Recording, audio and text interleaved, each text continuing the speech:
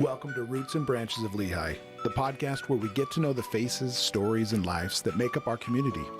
I'm Ryan Harding, and I started this podcast as a way for us all to connect with the people we live alongside.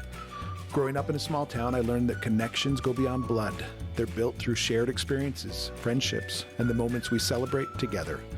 Each week, we'll sit down with someone new from Lehi to share their unique story, their passions, and what they love most about living here. So whether you've been here for years or just arrived, join us as we deepen our roots and reach out to our branches one story at a time.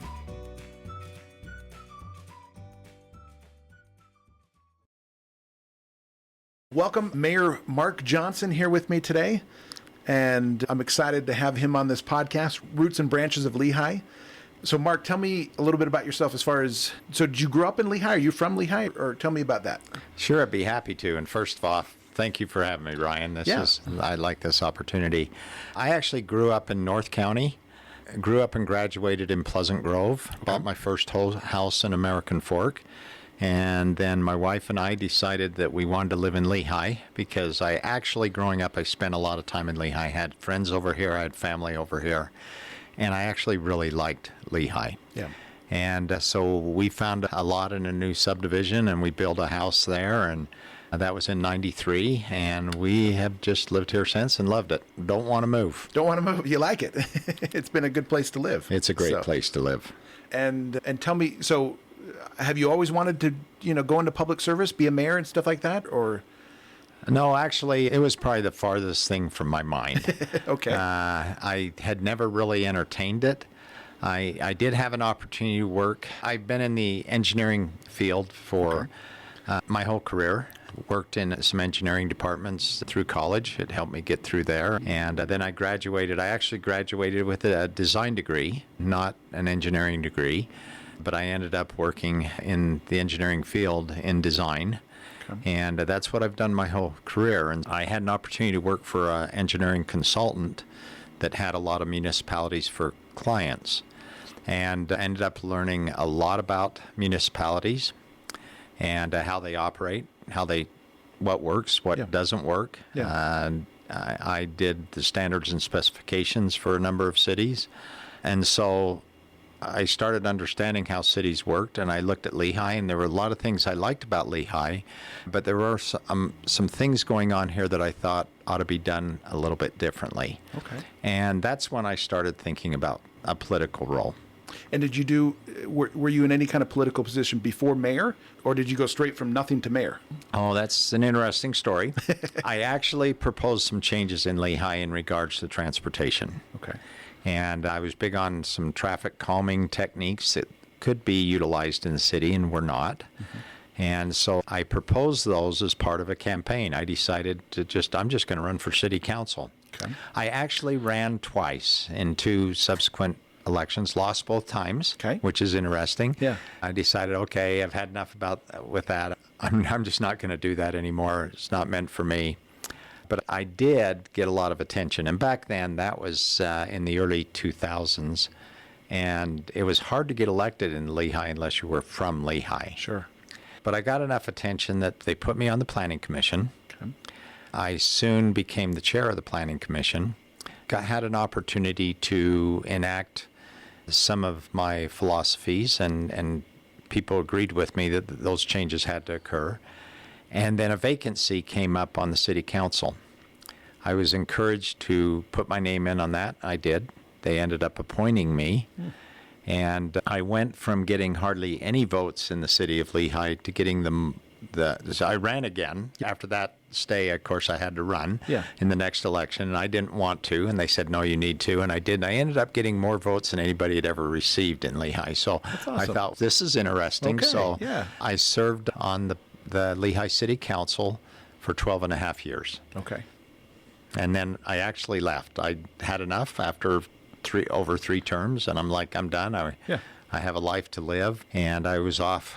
No political interest for 2 years because I'd started my own business and was enjoying that. Yeah. And I was encouraged very strongly by some people in town to run for mayor. Didn't want to do that either. Yeah. I really didn't want to do that because the mayor at the time was a friend of mine, and but they pushed really hard, and I said, somebody's got to have their name in there, and I threw my name in with, I think there were several. There were like 13 other people that had shown an interest in running for mayor. But I didn't want to finish second. I wanted to finish either first or third or farther. Yeah. So either I'd win or didn't, and I ended up in the position I didn't want to. I finished second. Oh, no. Yeah, that was tough. I ended up down 11 points in the primary election, but ended up winning the general election by 7 points. So I made an 11-point swing, which is pretty much unheard of in local politics. Yeah. What do you attribute that to? After the primary election, I had some soul searching to do, and I had decided I put my name in. I committed to other people I'd run for it, and I decided if I'm going to do it, I'm just going to do everything I can to win this. And so I just worked at it really hard. I used any creative techniques I could to get the information out there, or why I felt I could be a good mayor. Yeah. And it was a big surprise. Yeah. I think it caught a lot of people by surprise. It probably did. And it sounds like there's a lot of influential people that kind of took you to that spot, right? You were done, like you said. You didn't even want to do city council at first, too, but you had good people. Tell me about, not necessarily names, but tell me the influence of those people. Yeah. So a couple of those were my competitors earlier. So Johnny Barnes and Steve Holbrook, who I think the world of. We become very good friends. Yeah. Those were some of the people I run against initially. But back then, when we ran elections here in Lehigh, it was more of a friendly atmosphere. Sure. And you got to know your opponents, and you didn't really criticize them. Okay. You just talked about what you thought you could do differently. Sure.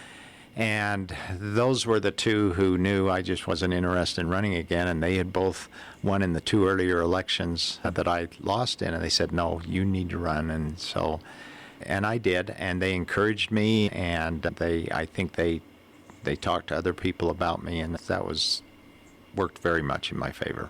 I like that. That's the side of politics we don't often see. We only see the... Oh, it's different today. Yeah, the angriness that I can't believe this other guy is... But it sounds like that was your competitors were the ones actually supporting you to run again. So. Yeah, that's how it was. And it was like that, at least for me. I don't know if it was like that. It probably wasn't like that for everybody. Sure, fair. But I've made a lot of very good friends in the process. And even those that are my opponents in the past, I've become very good friends with. Yeah. A couple of our city council members right now were those who also run against me on the council one year, and I supported them strongly in their next opportunities to run. Sure. And I've become good friends with them. And it was like that. My last opponent, I've gotten to know him very well on my last mayoral competition, and we communicate from time to time. And that's the way it should be. Do you think that just comes from hey, we all want Lehigh to be better, so it's not necessarily do you think just that community feel of just loving people? I mean, I don't know. What do you attribute that to, I guess? Well, I think we all just want it to be better. Sure. And we're not all going to agree. Sure, of course. As an example, last week I actually had lunch with 3 former mayors in Lehigh. So nice. Ken Greenwood, Bert Wilson, Ron Smith. Okay. We all got together and went over to Chuckarama and had a great lunch together and talked about Lehigh. And our policies were all a bit different. Sure. But you know what? We all have the same goal. Yeah. Good. I like that. I like that you guys still get together. I think that's cool. Yeah. Anything you think, as far as your background and stuff like that, anything surprising you think people might not know about you as far as your role outside of mayor, just your personal life and stuff like that? Something that would be surprising, or just that people... I don't know if anything that would be actually catch anybody by surprise. Sure. Okay. I've gotten to know a lot of people in town, so I think that means they've gotten to know me. I like to remain pretty active in the community. I like to do a lot of bike riding whenever I can, so I get out and do that. Working hard is not uncommon for me. I like to spend time at my business and at the city. Yeah. I'm generally somewhere between 45 and 60 hours a week between my personal business and the city. And that's all good, because I was taught to work hard, and I don't know what else I'd do with my life if I wasn't working. It's good to work. I agree. Work hard. Yes. So then tell me, so that's maybe something maybe a lot of people know this, but let's assume some don't, that a mayor isn't necessarily like a full-time, obviously you said you have a business still too and stuff like that. So it's not, this is the only thing you do and stuff like that. Yeah, it's a part-time job. People ask me what I do for the city, and often my response is I'm the part-time help. But in reality, of course, it's a lot more than a part-time job at the city. I spend far more time at the city than I do at my personal business. That doesn't necessarily make some of the workers I work with at my regular job very happy at times, because we do have a lot of work. But Sure. It's all good. It's stressful at times, but in the long run, it's all enjoyable. Now you mentioned your engineering background too and stuff like that. Do you think that's obviously mayors mayors come from different backgrounds, different roles that they've played in the community and stuff like that. Do you think being an engineer really helped you with, because obviously a lot of mayor does planning and different things like that. Do you think that was a really good, and is that a requirement for a mayor? Maybe give me your thoughts on that. Okay, and as I mentioned before, I actually have a design degree, not an engineering degree, Okay. but it allows me to do a lot of engineering design, if you will. Okay, So okay. that's what I've done for close to 45 years now. Okay. So I've dealt with a lot of land planning issues, a lot of road design, Yeah. system design, utility design, and some structural mix in that as well. And so I've got a few patents out there on some of the things I've put together, and so it's been a good career. But it's also been very helpful because I understand a lot of things from the technical aspect that mayors have to do. There were a few things from the financial aspect when I became mayor that I had to learn, at least get a better understanding of. Sure. But as far as construction and projects, capital facilities, how utilities work in town, where our water comes from, what happens to our sewer, those are things I had a really good understanding on. So that was very helpful.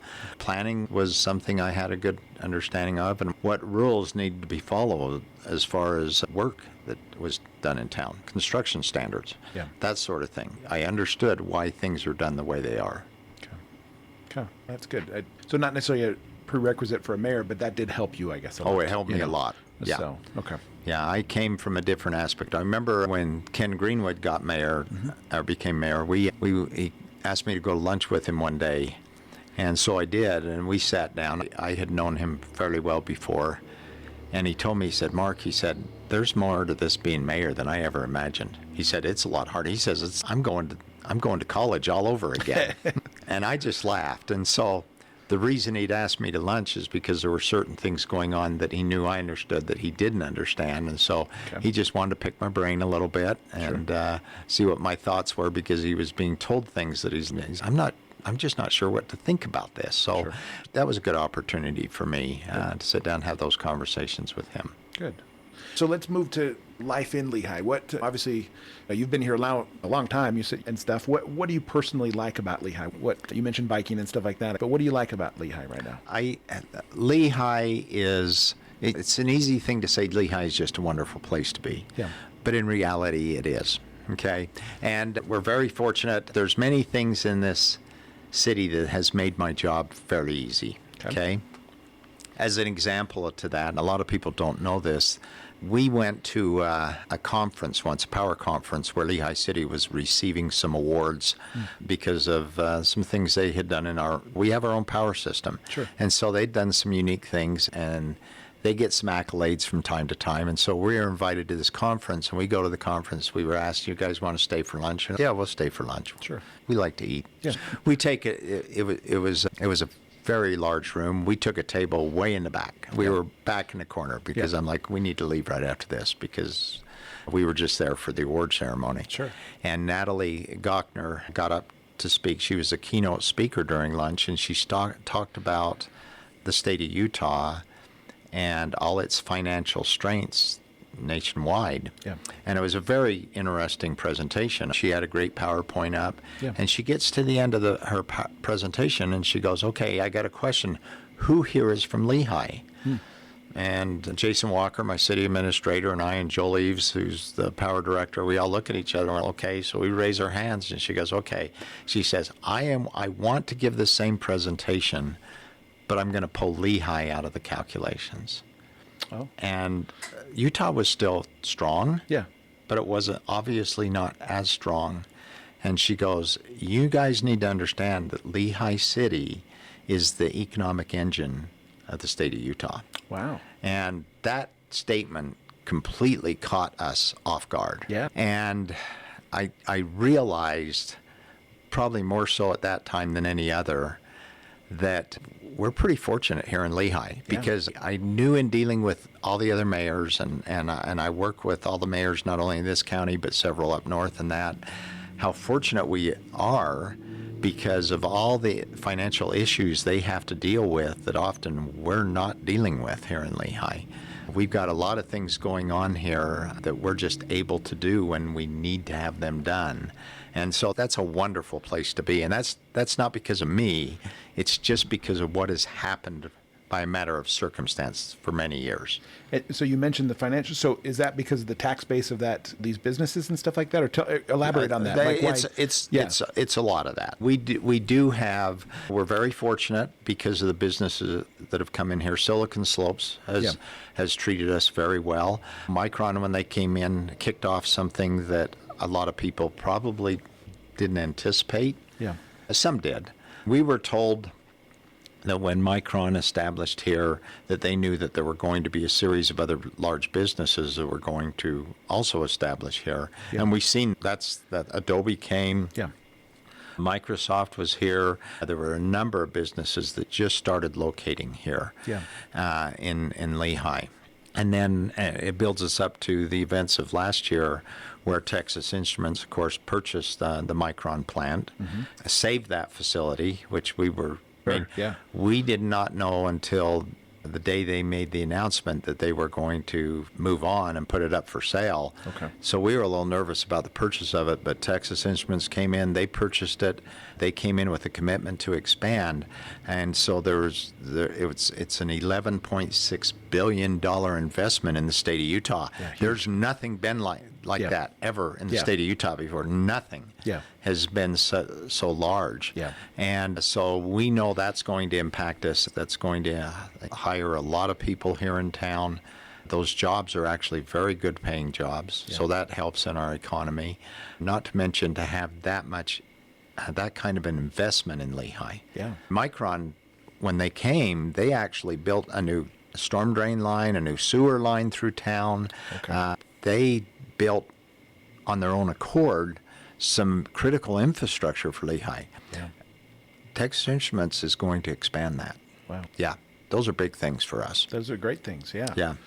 And I love that, the economic engine of the state of Utah. So that's well, quite we do have a AAA rating. Yeah. We have attained that goal since I've been mayor, and I remember the first time we actually reached that goal. That was a pinnacle right there. That was important to us. Which means for normal people, that means the cost to borrow money is cheaper for us, right? Much cheaper. Yeah. So you will literally save millions of dollars, your city, just by increasing that rate just a little bit. Yeah. And so have that high rating or getting these great ratings when we go in for bonding. It's of big benefit to the citizens of this city. Oh, that's awesome. Yeah. I love that. I love that. I want to keep going on that, but I'm gonna stick to life in Lehi a little bit more, and then let's go. We'll go there. But as far as any local traditions or things that you've loved participating in as part of Lehi and things like that? Oh, yeah. We always start off with Roundup, sure. Right? Roundup is a great celebration. We all love the parade, right? The miniature float parade is it's so unique. Yep. I don't know of anybody in the state that does that. There's probably some we've heard that there's other cities that want to emulate that. Yeah. That's great. Yeah. We love it. But the Roundup rodeo has been so successful. We've extended that to a 4-day rodeo now. The tickets always sell out. Yeah. It's become a big problem because scalpers go after those tickets, and I heard numbers in last year that were just remarkable to me. We're selling tickets for $15, and scalpers are picking up, and they were going for, I think I heard around $175 a seat. Yeah. And I'm like, you got to be kidding me. Yeah. That's what I was told. Somebody's seen them online for them. Like, they didn't really sell for that much, but I don't know. Yeah. But it's a pretty popular event. Yeah. We just have a lot of remarkable events here. The concerts that Mel Busaith puts together for the summer concerts in the park and for the Roundup concert. We just had the Bacon Brothers here. Yeah. That was a Yep. fantastic Yeah. event for Lehigh City. So we have those things going on, and we're seeing our parks get built. So we have some wonderful facilities finally coming about here. That's exciting as well. Yeah.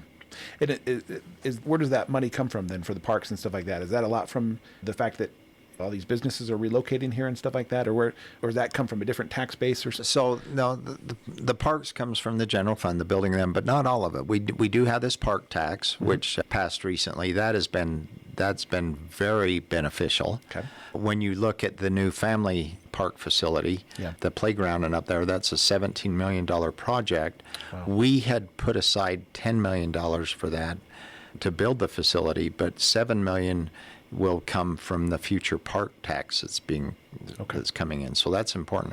And the park tax is a good tax in the manner that it isn't just Lehigh citizens that are paying for it.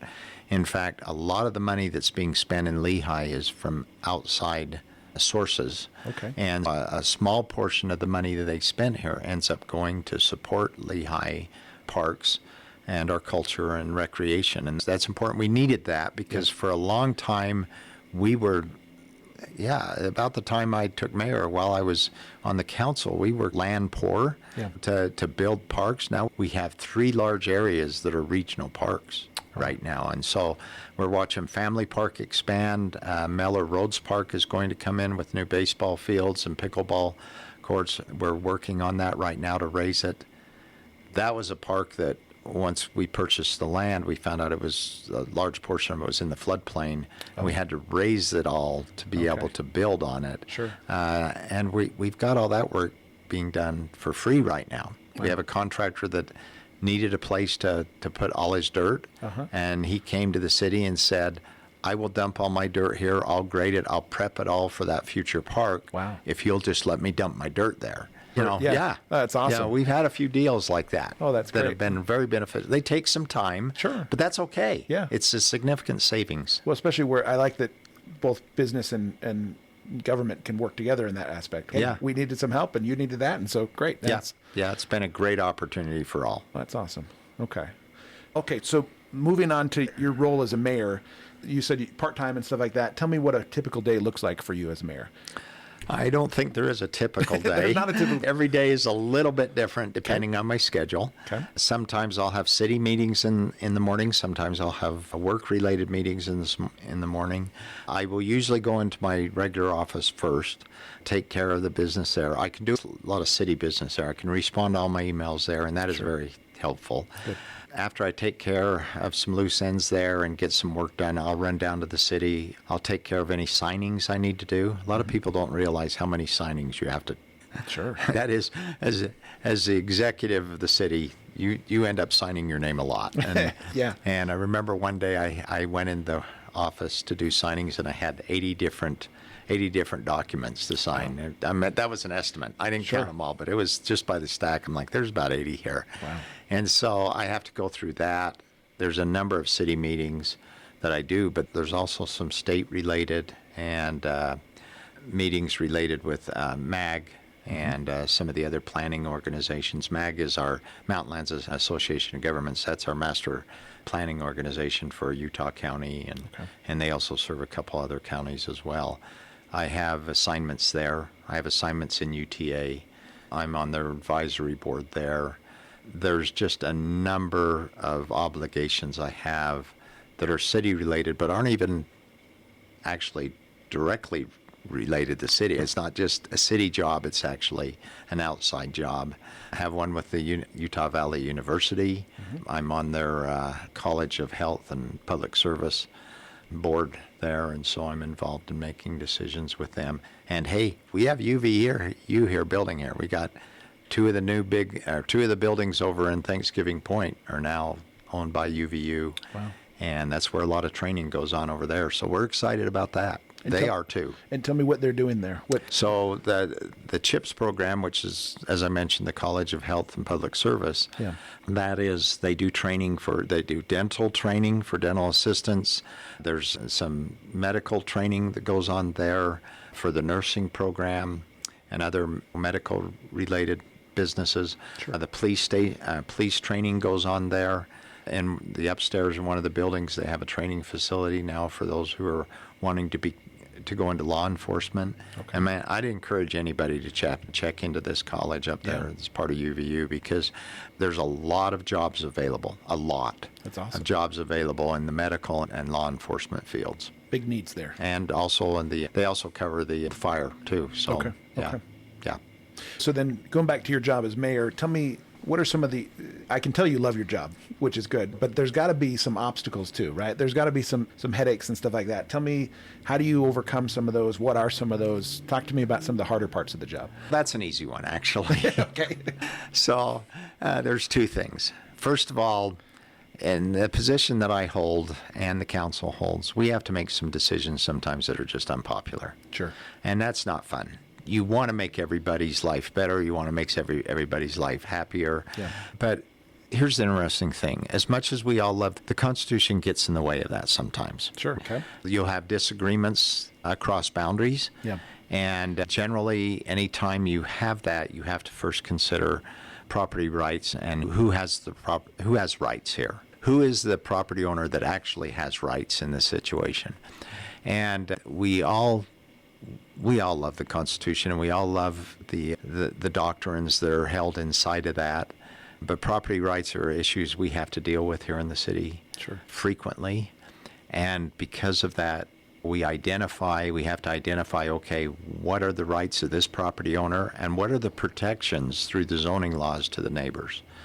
And there's a class that I teach a little bit on our Citizens Academy, our local government academy thing that we've started up here, and I get to teach a portion about that, and it's that property rights are specific to the property owner. Mm-hmm. Neighbors have protections which are different than rights. They have protections granted to them through the zoning laws. Okay. And if we're doing our job right, we have to analyze that. It also makes some people unhappy when that happens. Yeah. The other thing that is really difficult is social media. Okay. Makes our job pretty difficult sometimes. Okay. There's often some misinformation that goes out there. It gets legs, and when you try to correct that with the truth, sometimes it is not only difficult, sometimes it's just impossible to happen, because a lot of people they hear rumors, they hear conspiracies. Those conspiracies become their reality. They infect their imagination, and their imagination becomes their reality. Fair enough. And it's really hard to have that conversation with people and said about, okay, you need to understand what the truth is here, because it's hard to get that out. And a lot of people, frankly, they don't care about the truth. They care about emotions. Fair. Yeah. I think, obviously, I live in Lehigh, and I remember seeing some stuff on social media about the family park and stuff like that, right? That was one of the worst cases I've ever seen. I wondered about that. Okay, I wondered if that's what you're referring to. That was, well, that's not the only one I'm referring to. Sure, I'm sure there's multiple, But that is a very good example of some information getting out there that was just inaccurate. Yeah. And that took off, and the city still had to make decisions. Yeah. And the sad thing about it is our park staff and our public works had put so much effort into getting that park open so we could enjoy it before it turned cold. Yeah. And there were some other decisions, unfortunately, that just hadn't been made yet. There were some hours of operation we didn't know what they would be. Sure. because the manpower involved. We have to pay for that. Yeah. And a lot of people are like, why'd you fence and why can't we just go there whenever we want like any other park? And I'm like, because it's a $17 million investment. Because we spent a lot of money here. And unfortunately, one of the biggest problems we deal with in the city is vandalism. Okay. And right off the bat, we had vandalism up there. Oh. Because people, for whatever reason, think that's okay. Sure. Not all people, but there are a few out there that do. Yeah. And they can cause a lot of damage really quick. And it's unfortunate, but it is a reality, and we have to deal with that. The other issue up there was the fact that it is an all abilities park. Okay. And when we went to some of the better functioning all abilities park, they told us it's important to fence it and have one entry in and out where people can. So if you lose somebody, if you have a child that might get confused or just wanders off, then the parent can go wait at that only way out and catch them. So it solves some problems. Good. Okay. And so any advice to citizens on those with the social media thing as far as how they can be better with that? So I've written about this before. Okay. There's something that if we all practice, we'd all look at our lives quite a bit differently. And that is, I like to say that say what you believe and be willing to say what you don't know. And that is a philosophy I've carried with me for the last several years, because I've learned if we go through life and only say what we actually know, what actually is fact-based and has good data to back it up, we're going to find out how little we actually know, right? When we think about it from that context. And it's okay to say, okay, I believe this. There's a difference between I know and making a statement of what I know and then making a statement of what I believe. Both statements are legitimate, right? They're important to be able to separate those two. Yeah. And then it's perfectly okay to say when you don't know something. That's the way we learn. Yeah. And I'll catch myself every once in a while. I'll go off on something. I'm like, wait a minute, do I really know that? What are the details I know about that? Yeah. And in that process, it's just a check. And if we all check our attitudes and our thoughts, it will help guide us towards what is the truth and what is the more important things, and we'll learn more in the process. So yeah, I like that. No, that's good advice. Obviously, Lehigh has historic roots, right? It's a very old town, but obviously a lot of growth happening, a lot of modernization. So how do you balance those two things as mayor? Keeping that small town, hey, there's horses over there in the pasture kind of thing, and look at these large buildings too. Okay, I told you I spent a lot of time growing up here in Lehigh because I had friends here. Yeah. You know, I loved motorcycles, so I'd loved to camp out, and we'd come over here in Lehigh. You could go find a place to camp out for night up by Dry Creek. There were people that rode a lot of horses up there. Yeah. When we had motorcycles, there were places to ride here. There were a lot of open spaces. Yeah. There was. Yeah, different time.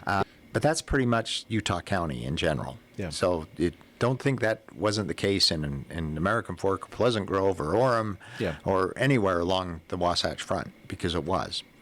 Growth happens. And a lot of our growth has been external. We have had people move here because we've got a lot going on. Mm-hmm. And so they want to live here. The economy is strong. That's going to happen. It's hard to stop that from happening. But what a lot of people don't realize, a lot of the growth is internal. And for many years, the majority of growth by far was internal growth. It either came from people that were born here, mm-hmm.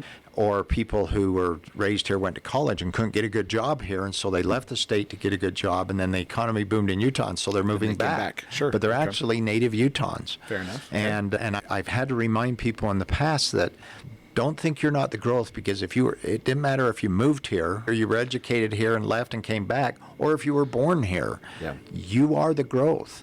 And we have to deal with that, and it's very hard. It's hard enough just dealing with the growth here in Lehigh. But now from a transportation standpoint, we also have to deal with the growth from Saratoga Springs and Eagle Mountain. Sure, because they go through us to get there. Yes, all roads go through Lehigh, literally. Yeah. Fair enough. And that is the hard part, right? We love Lehigh. We want our kids to stay here in Lehigh. But at the same time, then we complain about traffic and stuff like that. And that's not an easy job to deal with, because you're trying to balance those two things. And I know that's not easy to do. And I'm not sure exactly how you do that. You're doing it. You're doing a good job with it. But we're doing the best job we can. We have to deal with UDOT. And here is one thing that a lot of people do not understand. Outside of the UDOT roads, we have to take care of the funding for those improvements ourselves. Okay. And I've spent a lot of time back in D.C., and we've gotten money to help solve some of those problems. Good. We're after money right now to also in improve some of the other east-west corridors through Lehigh. Yeah. We believe we'll be successful at that. We applied last year. We weren't, but we're seldom successful the first year. Sure. I recognize the problems with traffic. Of course. You live As here. much as anybody. Yeah. I have to deal with it too. We had a meeting very recently with UDOT that I would say is our most productive meeting I've ever had with them. Good. We've been telling them for years that the numbers they're looking at, the growth numbers, the projections are wrong that they're using. They've agreed with us now. Okay. They've looked at our numbers and are like, now they're agreeing with us. And so they're looking at making some improvements here that we've been after for a very long time. That's great. And one of the first things I did as mayor is I hired a traffic engineering firm to go through and monitor our traffic and make projections, and they actually do computer simulations. We've known what is coming, right? The problem is doing land acquisition and getting the funding necessary to solve those problems ahead of time, because that's a very difficult thing to do. Sure. You said UDOT's agreeing with you on some of these things. Can you elaborate on that, or those? A little. Okay. I don't want you getting you in trouble, but as a citizen, there were a couple projects that we knew were very important to get traffic from out west through town. Yeah. And we've been talking to the state, some of our legislators, UDOT, and that for a long time. Yeah. You need to be thinking about this. These are what the numbers are. And we've identified failures. We identified the 2100 North that's now going to be a freeway is going to fail before long as a freeway if we don't take these other steps to handle some of the more traffic we know is coming. Sure. And they've come back and they've agreed with us now. And so they're actually working on a plan to make connectivity to I-15 better and connectivity between I-15 and the Mountain View corridor better. It was a plan that we've had on the table for a very long time, and now that it's at least in the study phase, they've agreed this is something we need to address. And so that's been a big win for us. Yeah, I can see that, because things take time to build, and so you need them to agree with you sooner so that they can start that process sooner. That's right. Yeah, land just gets more expensive. It gets really expensive once it gets developed. Yeah. And all land in the area along the Wasatch Front is under development pressure, so we have to acquire some of those right-of-ways sooner than later. Have they, talking about roads and stuff like that, I know there was some talk about Pioneer Crossing or north of the lake doing like a separate freeway. Have they made a decision on that yet? It's on the MAG plan to be studied. Okay. And when I mentioned we're going to D.C. for some future funding, it's to do improvements on 1900 South to connect it to what will become the Vineyard Connector. You've probably heard that term before. Yeah. That's an important road to have built. We have approval to build 2 lanes. We're working to get approval, and we're working for funding and approval to build 5 lanes to make that more of an effective corridor. And it's basically for the people out west. Yeah. So we're trying to deal with that traffic that's not our traffic. Yeah. But we're carrying the financial burden of that. Yeah. And that's a hard position to be in, but just arguing over it isn't going to solve the problem. Agreed. So we've taken the bull by the horns, if you will, and we're doing everything we can to address this problem. Good on you for. A lot of people want to complain about what's fair and what's not fair, but that doesn't actually solve the problem. No. Okay. It doesn't get you anywhere. It doesn't get you anywhere. No. Okay. Yeah. This isn't fair. But hey, wait. It is what it is, and so we got to fix it. And so I love the attitude. I love that you're aware of some of these things that are problems and that we're trying to fix and stuff. As far as your role as mayor, are there any things that, obviously this you're proud of and stuff like that. Are there any things that you're super proud of? Hey, during my time, I'm really happy we got this to go. Like anything you can point to, or and you can mention multiple. Oh, there's a lot of things. Sure. But I'll tell you, the one that I'm the most proud about is the one that hardly anybody knows about. Okay, tell me. Yeah. Several years ago, I attended the Utah County Health meeting, and it became very clear to me from some statements that were made in that meeting the problem that vaping is having on our youth here in town. Yeah. It is a significant problem. Yeah. And we had a legislator attend that meeting, and I talked to him after the meeting, and I'm like, why what is going on with the state that their laws aren't being passed to help curtail this. Yeah. Because the problem was, and the facts and the data were very clear, that the problem that we had in this area and nationwide is we have kids that are 12 to 16 getting addicted to nicotine through the vaping process. They don't think anything's wrong with that. Yeah. And nicotine is a very addictive substance. It's harder to get off than heroin, and people don't understand that too. And so I just wondered why, because the way the laws are set up, an 18-year-old could go in and buy vaping products and give it to their siblings, which is exactly what was going on. Wow. These young kids were getting the stuff purchased by their older siblings who were 18 and 19 and didn't understand what the problem was with doing that. Sure. And so I brought that back to my council because the legislature after the meeting said, I don't see a reason you can't create your own local ordinance. Oh. So I came back to our legislators, my local legislators, my council, and I said, look, I want to pass this ordinance. I said, I want to just do this in Lehigh because the state of Utah had been trying to pass a similar ordinance for 7 years. They were on their 8th year. They had another bill up on the Hill at that time trying to curtail this problem. And I'm like, I don't see why this is that difficult. Yeah. So the council agreed with me. They voted unanimously. We took it and passed it. Cedar Hills did the same thing. Mayor Reese in Cedar Hills also was at that meeting. Mm-hmm. So I passed our ordinance. Then they went and passed their ordinance, and our state legislators became unglued. They're like, you don't have any right to do this. We're trying to address this at the state. And I'm like, you've been trying to address this. You're on your 8th year. Yeah. And you keep caving to the tobacco lobbyists. Yeah. I'm like, guys, this doesn't make any sense. Yeah. So I'm like, I did it. And so we got called up, Mayor Reese and I got called up to this legislature. Interesting. And we got called in. I think they wanted to beat us down a little bit. And they said, you're creating a patchwork quilt across the state, and we can't have this. We can't have cities passing this law that is different from city to city. And we're like, we'll fix it. Yeah. They said, we can't get through. The tobacco lobby is so strong, I can't get the other legislators involved. And this was in the House. And Representative Lehi was the sponsor of this bill, and we met with him. And he said, look, if you can get other members of the House to co-sponsor this bill with the changes you want, then have at it. But I said, I don't think you're going to get them. Mayor Reese and I started working all the legislators that day up on the Hill. We got, I think it was 42 co-sponsors in the House of Representatives of the state of Utah to sponsor the changes that we wanted, the bill that mimicked the bill we just passed in our cities. Yeah. 40, if it's 42.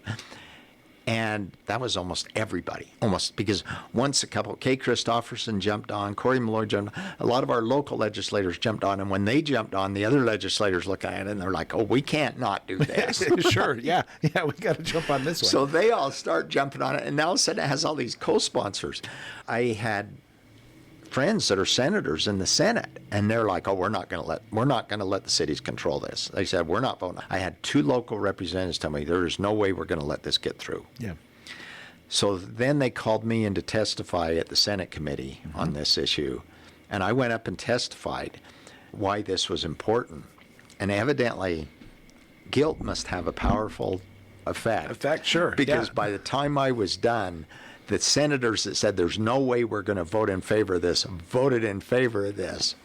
Because they knew from a moral issue, right? It's, And I had some senators upset, but afterwards, then all of a sudden everybody wanted to be on board. That passed through the committee, passed at the Senate, of course passed in the House because there's so many sponsors, passed at the Senate. We had a new bill, and then it got national attention.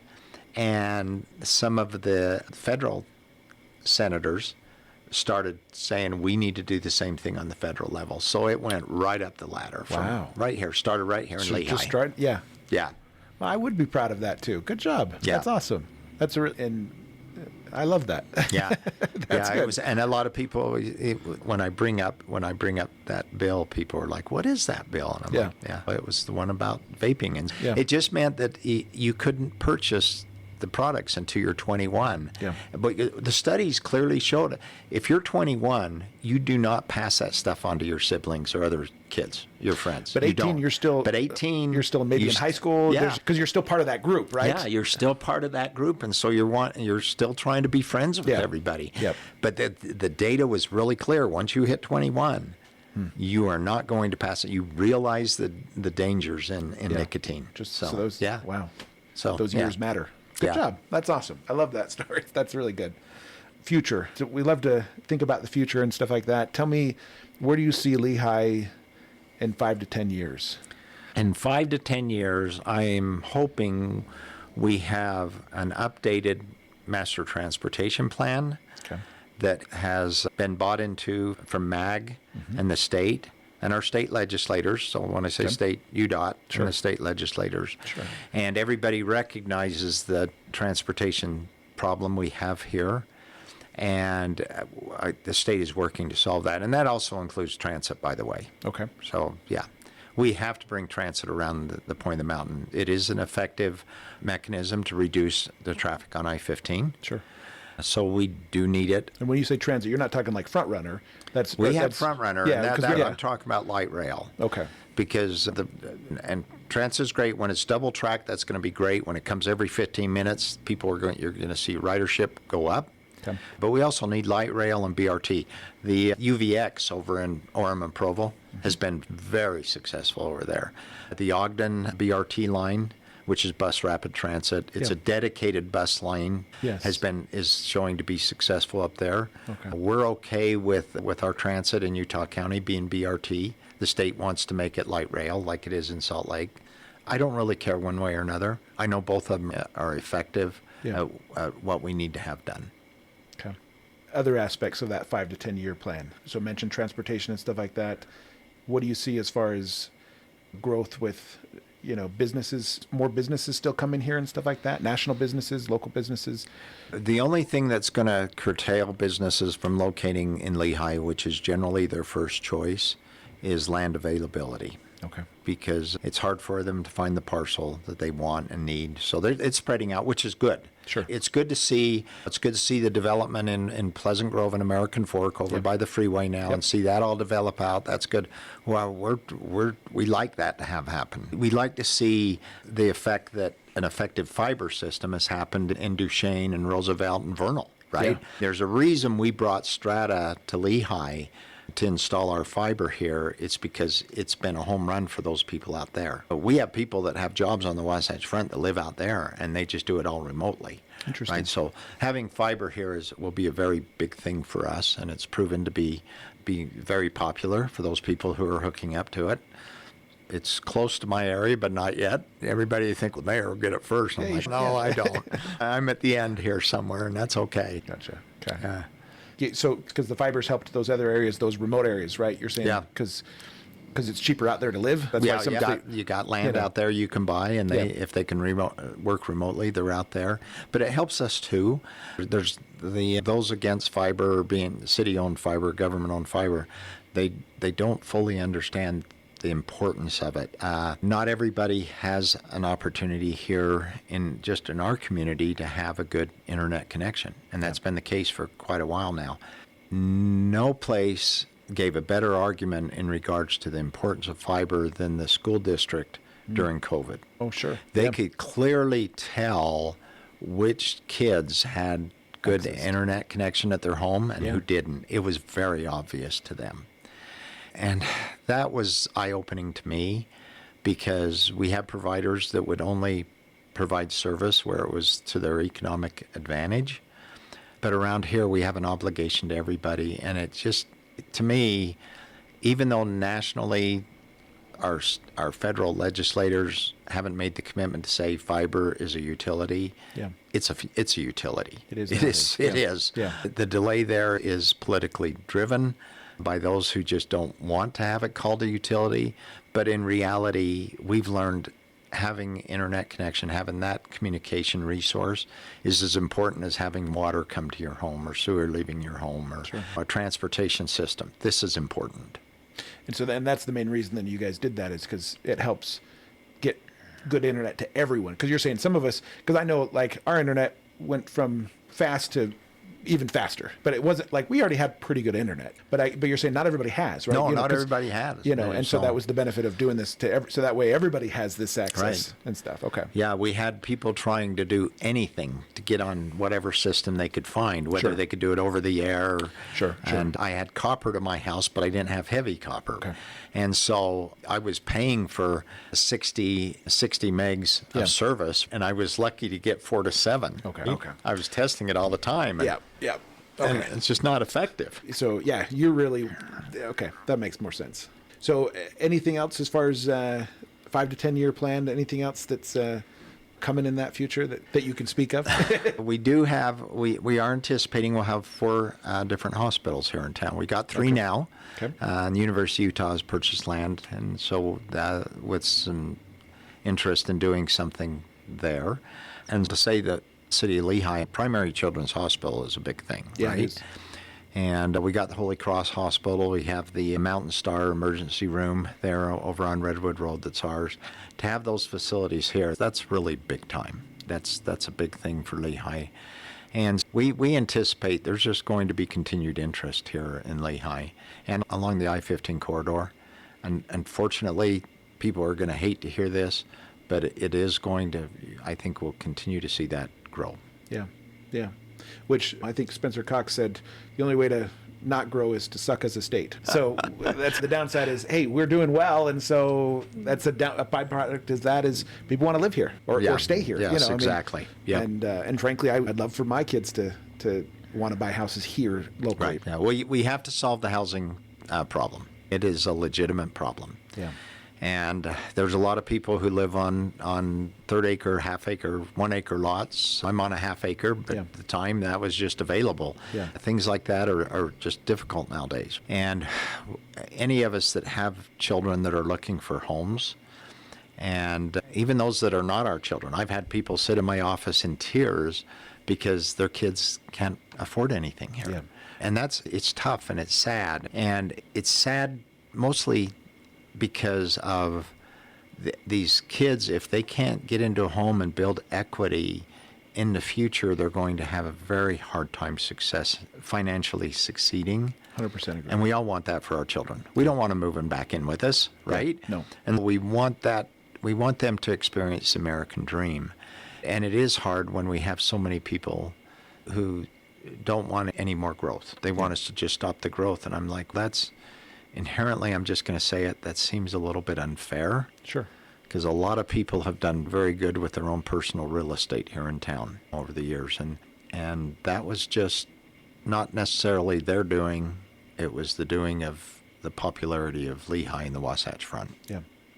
And I, in my own profession, that I see that all the time with home ownership solves a lot of problems for a lot of people as far as wealth creation and stuff like that. And not even wealth in the sense of like rich, but like just to be okay. You know what I mean? Just to be in a good spot. It's the one thing that can hedge you against future inflation. Yes.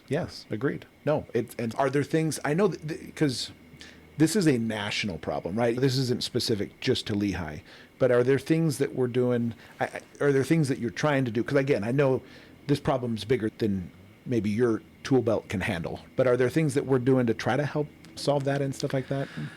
We hope so. Okay. So here, the state legislators are always bringing forth new legislation. Mm-hmm.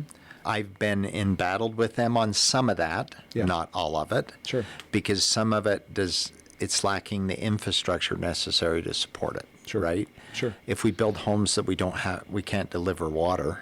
Yeah, we're going to have some problems, right? There's another problem you're going to have to deal with. And so I'm always encouraging the state to develop new water resources and delivery to get them here where the growth is occurring. And that's something that has to be worked on a lot. There's some of those rules that are being put on the cities are just going to be difficult to follow for some cities. Lehigh, we're trying to do our best. We're balance it the best way we can, being sensitive to the growth, but still trying to create the housing that is under demand by our economy and the number of jobs we have here available. That's tough. But we've done a pretty good job. People don't realize, they think you're building all this high density housing. They don't understand that over 80% of our housing are single family homes on single family lots. Sure. The number of condominiums, the number of townhomes and rentals we have here in Lehigh is not that high. They see it out west. That's where most of them have been built. Sure. But in general terms, no, we still focus on single family housing, right? Okay. And I think that's an important thing.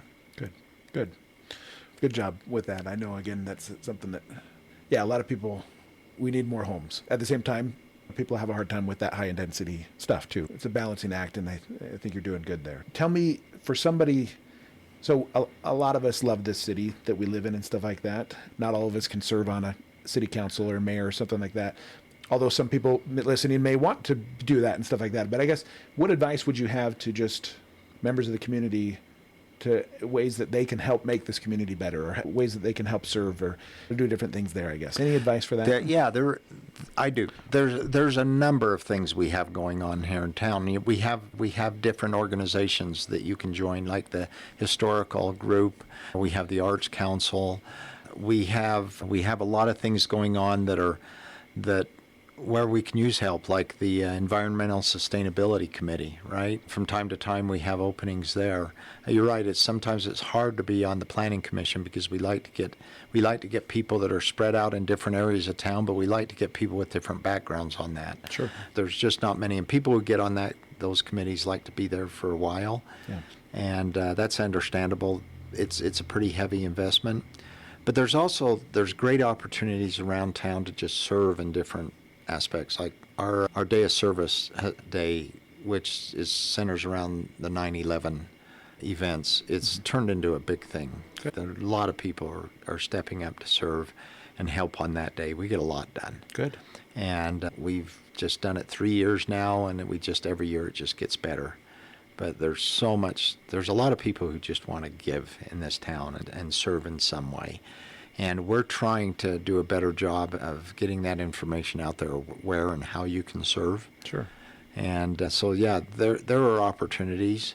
The best thing you can do in this town is just be kind to one another. Sure. And try to help, offer charity when you can. And be kind to your neighbors and help us out. If there's a problem somewhere, let us know. Okay. As we're concluding here, any advice you would give to new residents? Somebody moves here, they're new to the community and stuff like that.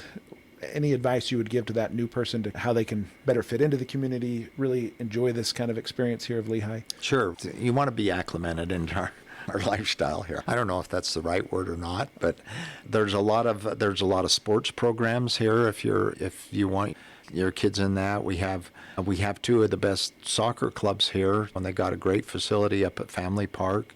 We do have some great baseball fields, and as mentioned earlier, we're working on more of those. Okay. Another 6 complex of those. We have a lot of events. Like just a couple weeks ago, we had the holiday parade right down here on Main Street. Yeah, participate in that. Find a way, volunteer for roundup days. Step in. That's the best way to get to know people, sure, right? Sure. Just volunteer for one of those programs. You'll get to know people real fast. Yeah. And because they're always looking for volunteers for those types of events. And come to the arts in the parks. Come to some of the events that we have, because I had mentioned our events gal, Mel Busaith, does an excellent job of just making sure there's always some event going on around town. There's a bunch, right? Yeah. If you start paying attention, there's things for families and kids and everything to do. Start going to those. And if there's an opportunity to volunteer, right? Yeah. We need your help. Yeah. No, I love that. And is there a central place they can go, or you mentioned some of the clubs or different things, social media, or I guess the Lehigh's website, or all of the above. The ledger that comes out with your utility bill has information in it every month. You can go to the Lehigh website. You can go to the Lehigh City social media page. You will see frequent postings there about what's going on and things you can be involved in. Yeah, get familiar with those outlets. Good. And another thing, for those people who are listening, make sure you sign up for some of the emergency information. Okay. Sure. That's out there, because if we have some kind of natural disaster and everything, you can get those reverse calls back and get notified of things that are going on. Yeah. Love it. Okay. thank you for coming on. Thank you for having me. I do love this community. We've been here a long time now. I didn't grow up here, but we've loved it here. And it's our kids. This is all they've known.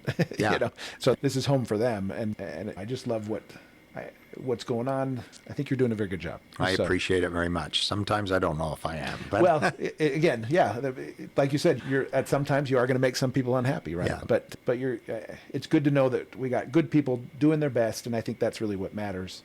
That trying to make this place a little bit better. Well, we got a lot of good people here. We do have a lot of good really people do here. in Lehigh. And I've been really impressed with people I meet and some of the things I do, like you with this podcast. Sure. Awesome opportunity for people. Yeah. No, it's just all trying to do the same thing, right? Make it a better place to live. Yep. And no, this is perfect. Okay.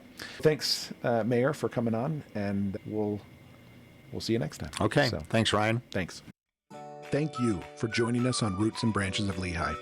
I hope today's story helped you feel a little more connected to the people who make up our community. Remember, every person here has a unique story, and together, we're what makes Lehigh feel like home. If you know someone who would be a great fit for this podcast, please fill out the form in the show notes so we can reach out and schedule an interview. We'd love to hear from you. A big thank you to our sponsors, the Work Harding Home Mortgage Team and Play Harding Nightly Vacation Rentals, for supporting this show and helping us bring our community closer together. Until next time, keep growing those roots and reaching out to your branches. Take care.